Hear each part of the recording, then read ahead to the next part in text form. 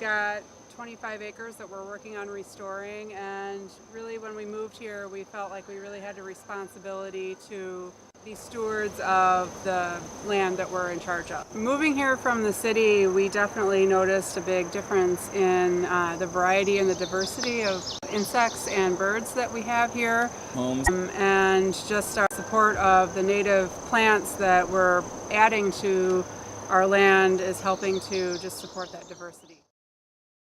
And lots of butterflies and bees are attracted to this little wildflower patch.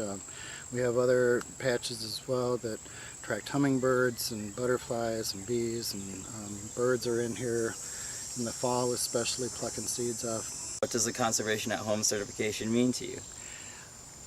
For me as an educator, and my wife is also an educator, it's a chance for us to educate our friends and neighbors. A number of people have stopped by and looked at the sign out there, and if they happen to glance back here especially, they can see what we're doing a little bit. It also helps promote the cause for Natural Land Institute, which is a great organization for acquiring new property, for restoring back into native health.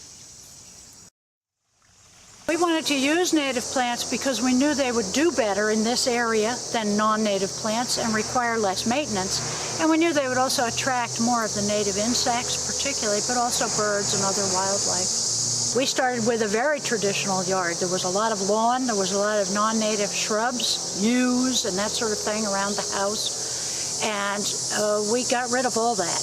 And almost immediately the insect populations exploded with native insects. Bird populations increased, and even the small rodents increased. Conservation at Home certification means to me that my efforts and my interests have been recognized by other people in the conservation community here in the area. When did you first become interested in including native plants in your landscaping? When we bought this house 34 years ago, this prairie had been started for about 7 years. And I immediately loved the property, I loved the house. And I was not necessarily any kind of prairie enthusiast before that. I do have a science background and so forth, so I'm always interested in science and nature and so forth. But this property really, really spoke to me, and we've enjoyed it and tried to be good stewards of the property for all of these 34 years. What advice would you give to someone just getting started landscaping with native species? I would say, number one, I would suggest that they join Wild Ones because it's a great educational opportunity, and you'll be able to talk to other like-minded individuals that have developed their properties, and they understand the importance of the use of native plants.